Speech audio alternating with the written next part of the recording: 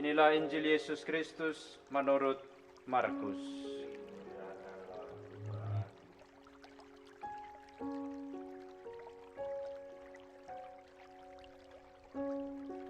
Pada suatu hari, Yesus dalam pengajarannya berkata, "Waspadalah terhadap ahli-ahli Taurat. Mereka suka berjalan-jalan dengan pakaian panjang dan suka menerima penghormatan di pasar. Mereka suka menduduki tempat-tempat terdepan dalam rumah ibadat dan tempat terhormat dalam perjamuan. Mereka mencaplok rumah janda-janda sambil mengelabui orang dengan doa yang panjang-panjang. Mereka ini pasti akan menerima hukuman yang lebih berat." Pada kali lain, sambil duduk berhadapan dengan peti persembahan, Yesus memperhatikan bagaimana orang banyak memasukkan uang ke dalam peti itu. Banyak orang kaya memberi jumlah yang besar. Lalu datanglah seorang janda miskin. Ia memasukkan 2 peser, yaitu 1 duit. Maka Yesus memanggil para muridnya dan berkata kepada mereka, "Aku berkata kepadamu, sesungguhnya janda miskin ini memberi lebih banyak daripada semua orang yang memasukkan uang ke dalam peti persembahan. Sebab mereka semua memberi dari kelimpahannya, tetapi janda itu memberi dari kekurangannya. Semua yang ada padanya, yaitu seluruh nafkahnya." Demikianlah Injil Tuhan.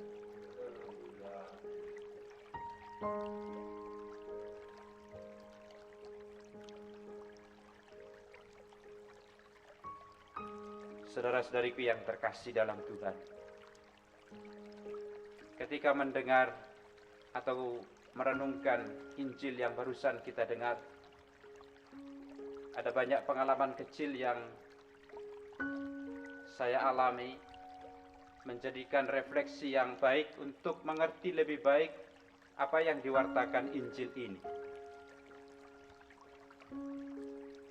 Suatu kali saya diminta untuk memberkati sebuah tempat usaha dan sekaligus rumah. Tempat usaha dan sekaligus rumah ini saya berkati. Lalu seperti biasanya mereka memberi stipendium. Ini Romo stipendium dan seterusnya kita bawa pulang.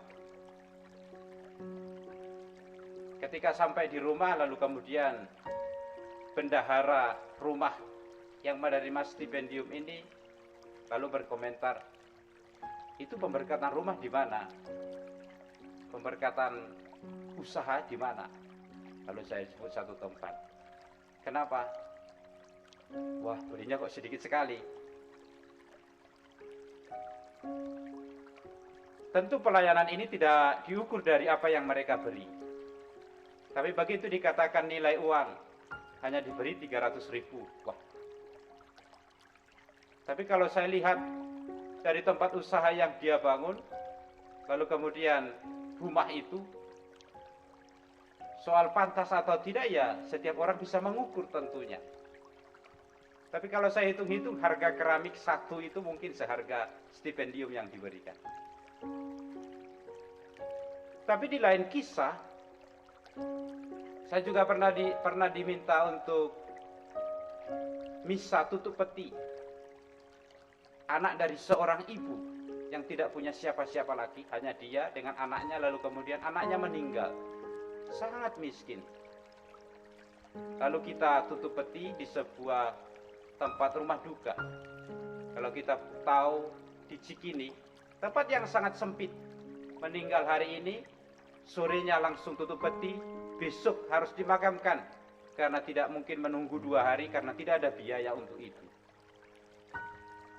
Tetapi kemudian begitu saya selesai tutup peti, saya tidak mengharapkan orang seperti itu lagi bisa memberi. Tapi keluarga ini masih memberi stipendium untuk perayaan Ekaristi itu. Yang nilainya adalah hampir sama dengan yang diberikan oleh tempat yang saya tadi memberkati, rumah dan tempat usaha yang begitu luas itu. Mungkin boleh dikatakan apa yang diberi oleh ibu yang dalam kesusahan ini, yang sedikit ini, mungkin lebih besar nilainya daripada apa yang diberikan oleh seorang yang berkecukupan, boleh dikatakan berlebihan. Karena nilainya itu adalah memberi dari seluruh dirinya, memberi dari kekurangannya. Yang dikatakan oleh Injil, yang dialami oleh Yesus tentunya juga. Dalam pengalaman Injil hari ini, ketika Yesus ada di tempat persembahan itu, melihat seorang janda memasukkan 2 peser, lalu dia berkata, janda ini memberi lebih banyak dari semua orang yang memasukkan uang ke dalam peti persembahan ini.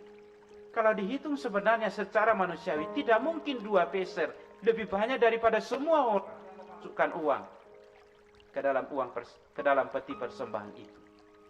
Tapi Tuhan Yesus mengatakan pemberian yang sesungguhnya adalah ketika memberi dari kekurangan, memberi dari keterbatasan. Maka soal memberi sesungguhnya bukan hanya milik orang yang berlebihan. Memberi itu bukan hanya milik orang yang berkecukupan.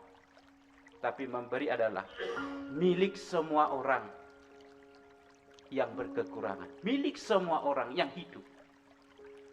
Maka saudara-saudariku yang terkasih, mungkin kita tidak perlu menunggu berlebih baru kita memberi apa yang bisa kita berikan. Saya juga punya pengalaman ketika saya masih di Sumatera. Kami pernah membangun gereja. Lalu kemudian saya pernah diberi tahu, mintalah bantuan kepada sebuah keluarga ini. Lalu dikatakan, ya saya hubungi. Bisa tidak Bu, minta tolong membantu, kami ada sedang membangun. Lalu kemudian dijawab, ya Romo, nanti tunggu usaha kami ini berjalan dengan baik. Sampai kemudian gereja itu selesai dibangun, saya tidak tahu persis usaha itu berjalan baik atau tidak. Tapi kalau kita melihat usaha berjalan baik, sukses juga diukur dari mana? Kalau orang menunggu segala sesuatu, baru kemudian bisa memberikan segala sesuatu. Kalau menunggu kita punya lebih, menunggu kita sukses, menunggu kita berhasil, mungkin kita tidak pernah bisa memberi. Karena kita mengukur selalu kurang. Tapi hari ini kita belajar dari Injil. Memberi dari kekurangan itu adalah nilai yang terbesar yang Tuhan berikan hari ini. Karena itu saudara-saudariku yang terkasih, tidak ada seorang pun yang sungguh-sungguh miskin sampai dia tidak bisa memberi apa-apa. Karena setiap orang diminta oleh Tuhan bukan pertama-tama memberi dari kelebihannya, memberi dari keunggulannya, tapi memberi dari keterbatasan dan kekurangannya. Maka saya teringat akan ungkapan yang pernah ditulis oleh seorang perempuan dan penulis, yaitu Anne Frank. Dia mengatakan demikian, tidak ada seorang pun di dunia ini yang jatuh miskin karena terlalu banyak memberi. Maka saudara-saudariku yang terkasih, memberi tidak menunggu kita punya kelimpahan, tapi memberi yang sesungguhnya bernilai adalah memberi diri, memberi juga dari keterbatasan. Amin.